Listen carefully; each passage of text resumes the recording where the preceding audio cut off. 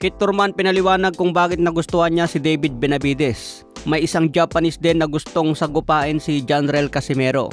Unahin natin si Thurman mga tol. Ayon sa kanyang interview sa Mill City Boxing, sinabi ni Thurman na hindi ko lubos nakilala si David Benavides pero gusto ko siya.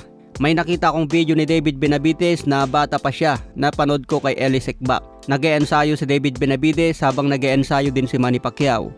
Yung batang Benavides, lumaki siya na naging inspirasyon si Pacquiao. Kaya dun pa lang alam ko na agad na determinado ang batang ito. Kaya pala kahit sobrang laki ni David Benavides, mabilis pa rin siyang bumitaw ng suntok. Dahil lumaki pala siya na nakikita si Pacquiao kung paano mag-training.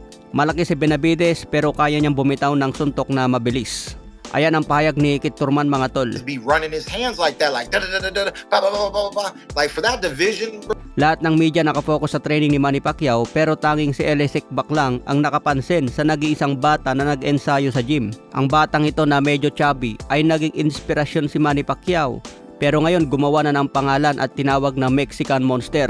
Ito rin ang sinasabing kinakatakutan na ni Canelo Alvarez. Yung batang pinapanood lang si Manny Pacquiao, ngayon nang gugulpi na ng ibang champion. Kaya sabi ni Thurman, naging idol din niya si David Benavides dahil sa isang video clip lang na napanood niya kasama si Manny Pacquiao. Panoorin sa Mill City Boxing ang buong interview ni Kit Thurman.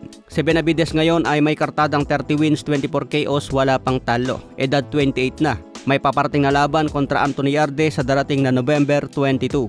Nagbigay din si Benavides ng prediction noon sa paparating na laban ni Manny Pacquiao kay Barrios. Ito ang payag ni Benavides kung bakit special daw si Pacquiao. What makes Manny Pacquiao special is that he does everything so good. He has great footwork, he has good ring IQ, good defensive slips, good combinations, and I think most importantly of all, he's in there willing to go to war with anybody. So ayan mga tol, sinabi din niya dyan sa video na malaki pa rin ang pag-asa ni Manny Pacquiao na maging champion sa edad na 46. Buo pa rin ang tiwala ni David Benavides kay Manny Pacquiao. Mula pagkabata hanggang ngayon, inspirasyon pa rin niya ang ating pambansang kamao. Samantala si Manny Pacquiao ngayon ay nagbabakasyon sa Italy kasama ang pamilya. Malaya ngayon si Pacman sa magulong politika sa Pilipinas kaya mas nakafocus na ngayon sa kanyang boxing career. Ayon din sa isang post ng Viva Promotion, pinaplano na ni Pacman ang gagawing ika-50th anniversary ng Thrilline Manila. 3 world title fight ang balak ipalabas. Kasama si Melvin Jerusalem na WBC minimum weight champion at si Pedro Taduran na IBF minimum weight champion. Hindi pa sigurado si Manny Pacquiao ngayon kung sino ang pangatlo.